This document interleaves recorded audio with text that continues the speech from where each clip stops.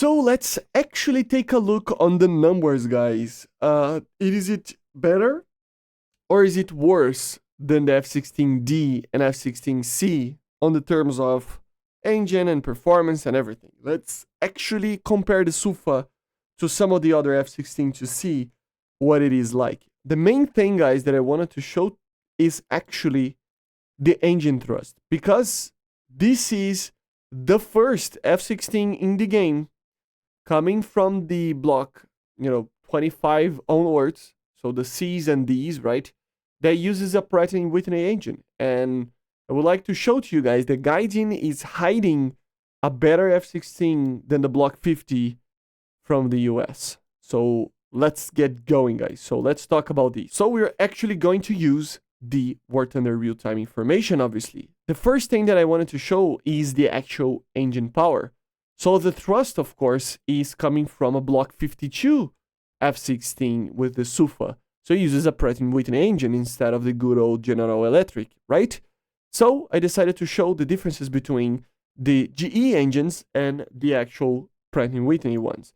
So here we have it, guys. Look at this graph on StatShark. You can see that in the lower airspeeds, the difference between the three engines actually is pretty close. Of course, remember the F-16D is a Block 40, so it uses an older version of the GE engine, and the Block 50 uses a newer one, okay? So, of course, it will produce a little bit more power. But still, it is interesting to check it out, the three of them. And as you can see, although in a very, very, very small part over here, at around 900, from like 700 more or less to like 1,000, it does produce a tiny little bit more power. It's like 3 kilonewtons more. At the average, you will see, especially on the higher speeds, that the Pratt & Whitney engine produces a lot more thrust. I mean, look at this on like 1,400. I mean, Jesus Christ, it produces like, help me math. It's like 24 kilonewtons less in the engine. It's a lot of thrust, man. This is like, I have to do the math, but it's around what, 20% or more or less, right? 10 to 20% of power more. So yeah, the Pratt & Whitney one is pretty incredible. And remember, this is coming from a Block 52, technically, right? So it means what? It means that an F-16C with a Block 52 version for the US, for example, would have a very similar curve in the engine over here.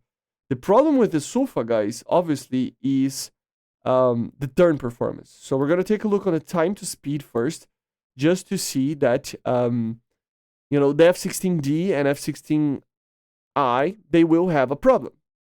It's the amount of weight. But even then, the SUFA, because of the extra power, look at this, it accelerates faster than the C model, the Block 50, just because of the extra engine power from the Pratt & Whitney engine.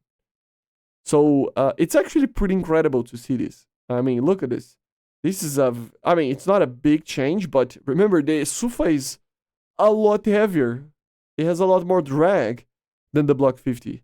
And even then, the SUFA can out-accelerate an F-16C Block 50. This is how powerful the Pratt & Whitney engine is. Imagine a Block 50, a normal Block 52 that would be a normal F-16C with that engine. Yeah, that would be interesting, right? And even if you take a look on the turn performance over here, you will see that you would think that it's a big difference, but at the end of the day, I don't know, right? Look at this. I mean, the difference is very, very small. Let me just remove these ones because these just get in the way a little bit. But look at this. Look at the difference in turn. The C actually turns less. That is interesting. That I wasn't expecting. It turns less than the D model? Why does it turn less than the D model? That's weird.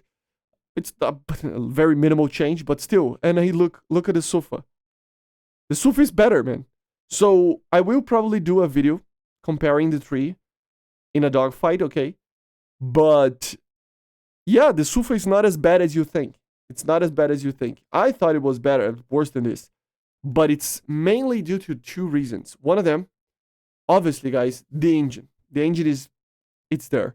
The second is, I mean, it's still an F-16. Yes, it's a heavier F-16, but still, it is an F-16, right? So I don't know if the flight model is ready for the F-16I, but these guys just show us that the F-16I might actually be the best F-16 in the game, because it will have the best radar, it will have the best acceleration, and apparently the best turn. So I'm gonna do more tests with dogfights, but yeah, it's kind of crazy, isn't it? It really is kind of crazy. A very interesting scenario over here, guys. This is...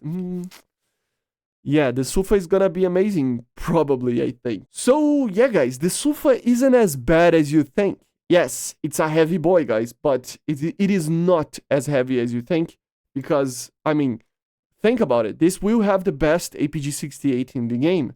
It will have one of the best, if not the best, BVR missile in the game, the C5, right? It has the NA9M, and still is one of the best ground attackers in top tier, close to top tier, right? And at the end of the day, it still has an enormous amount of power. So, yeah, kind of scared about this thing. It's not by any means like OP or anything, but it's pretty interesting. It might be the best F-16 in the game, actually. So, I'm gonna bring some friends over here in the next video about the SUFA, and we're gonna test it out some dogfights, okay? So, bear that in mind. But I see you guys on the next one. Make sure to subscribe and let me know in the comments what you think about this oddly good aircraft. See you guys, bye.